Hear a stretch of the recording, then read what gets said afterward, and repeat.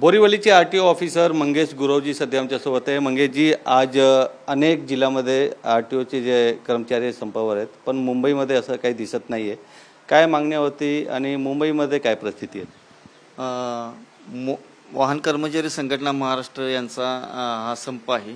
तर त्याच्यामध्ये त्यांचे आकृती बंद आणि पदनामबद्दल त्यांची मागण्या आहेत, त्या संदर्भात त्यांनी संप पुकारलेला आहे। पण आरटीओ बोरिवलीमधील कोणीही कर्मचारी त्या संपामध्ये सहभागी झालेला नाही आहे। कामकाज कसं प्रकारे सुरू आहे बोरीवलीमध्ये आणि मुंबईची काय परिस्थिती आहे सध्या? पूर्ण मुंबईमध्ये सगळ्या आरटीओ ऑफिसेसमध्ये कामकाज योग्य पद्धतीने चालू आहे। कामकाजाचं कुठेही अडथळा नाही, नागरिकांना जे त्यांचं काम आहे ते योग्य पद्धतीनं पार पडत आहे आणि कुठल्याही प्रकारचा अजूनपर्यंत तरी अडथळा निर्माण झालेला नाही। पण संघटनाकडून काही पत्र वगैरे आलं होतं का संपावर जाण्यासाठी? काय काय मागण्या होती, त्याच्यामध्ये काय सांगितलं होतं? त्यांच्यामध्ये त्यांच्या प्रमुख मागण्या म्हणजे आकृती बंदाच्या संदर्भात आहेत। त्यांचा आकृती बंद आहे, पदनामच्या संदर्भातलं त्यांचं जे काय मागण्या आहेत, अशा मागण्यांसाठी त्यांनी संपावरती गेलेले आहेत। पण सध्या मुंबईमधल्या कुठल्याही आरटीओमध्ये त्याचा परिणाम झालेला दिसत नाही, कारण कर्मचारी सगळे कामावरती रुजू आहेत। राज्यभरातील आरटीओ कर्मचारी आज आपल्या मागण्यासाठी संपावर आहेत, पण त्याचा परिणाम फार काही मुंबईमध्ये दिसत नाही आहे। मी सध्या बोरीवलीच्या आरटीओ ऑफिसमध्ये आणि तुम्ही बघू शकता नेहमीचप्रमाणे आज पण इथे जे आरटीओ ऑफिसमध्ये कामकाज सुरू आहे, लोक त्यांच्या कामासाठी पण आले आहेत आणि जे अधिकारी कामामध्ये व्यस्त आहेत। तर आमच्यासोबत शेख साहेब आहेत। शेख साहेब, आज महाराष्ट्रामध्ये संपासाठी गेलेले अनेक कर्मचारी आहेत, पण मुंबईमध्ये फार असं काही दिसत नाही। तुमची मागण्या काय होती आणि काय परिस्थिती आहे सध्या मुंबईमध्ये? मी मोटर वाहन कर्मचारी संघटना महाराष्ट्र राज्य यांनी आज संपाची हाक दिलेली होती, बेमुदत संपाची, आणि मी प्रादेशिक परिवहन कार्यालय बोरिवली येथे मुंबई मोटर वाहन कर्मचारी संघटनेचा अध्यक्ष या नात्याने आज मी कामावर हजर आहे। कारण आमच्या ज्या मागण्या होत्या 2022 मध्ये आकृतीबंद मान्य झाला आणि त्या आकृतीबंदाची अंमलबजावणी होत नसल्यामुळे 2024 मध्ये आम्ही संप केला होता। मध्यवर्ती संघटनेने सांगितल्यानंतर मुंबई संघटना सुद्धा संपात सहभागी झाली होती। 2024 मध्ये संप केल्यानंतर परत 2026 मध्ये संप पुकारण्यात आला आणि मुंबई संघटनेचे अध्यक्ष आदरणीय राजू गोतमारे साहेबांनी मुंबई संघटनेची बैठक बोलवली आणि कर्मचाऱ्यांचं मत जाणून घेतलं आणि त्याच्यामध्ये बहुतांश कर्मचारी हे संपात सहभागी होण्याच्या मानसिकतेत नव्हते, कारण ह्या मागण्या ज्या आहेत त्या मंत्रालय स्तरावर प्रलंबित आहेत आणि त्यामुळे आपण प्रशासनाशी समन्वय साधून मागण्या मान्य करून घेऊ असं अध्यक्षांचं मत होतं।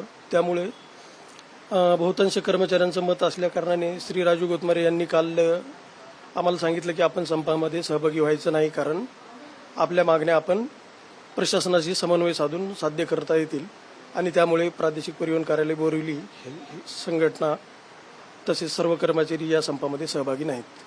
तुमच्यावर जे संपावर गेलेले कर्मचारी आहेत ते आरोप पण करू शकतात की तुमच्यावर दबाव असेल, त्याच्यामुळे तुम्ही संपामध्ये सहभागी नाही झाले?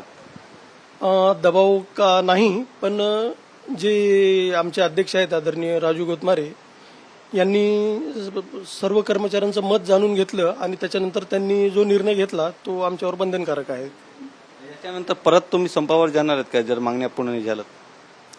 आता आमचे अध्यक्ष सांगतील त्याप्रमाणे आम्ही पुढची कारवाई करू।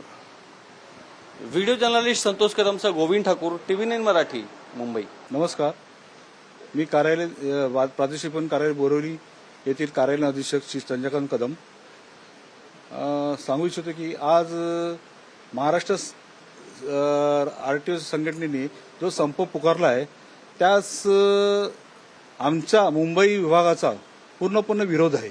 कारण मुंबई विभागाने प्रत्येक वेळी महाराष्ट्र संघटनेला सहकार्य केलं, पण महाराष्ट्र संघटनेने मुंबईच्या कोणत्याही कर्मचाऱ्यांच्या ज्या कनिष्ठ लिपिक पासूनच्या कोणत्याही त्यांच्या मागण्या त्यांनी विचारात घेतल्या नाहीत आणि प्रशासन आपल्याशी योग्य ते सहकार्य करण्यास तयार असताना सुद्धा संपाची हाक देणं गरजेचं नाहीये।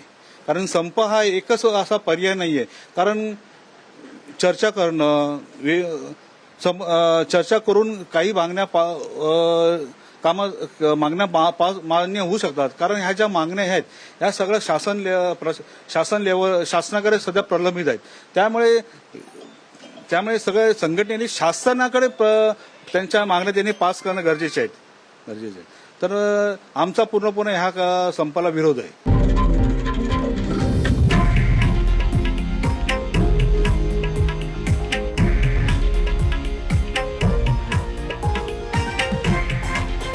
हे आहे देशातील नंबर 1 न्यूज नेटवर्क आणि आपण पाहत आहात TV9 मराठी, एकमेव.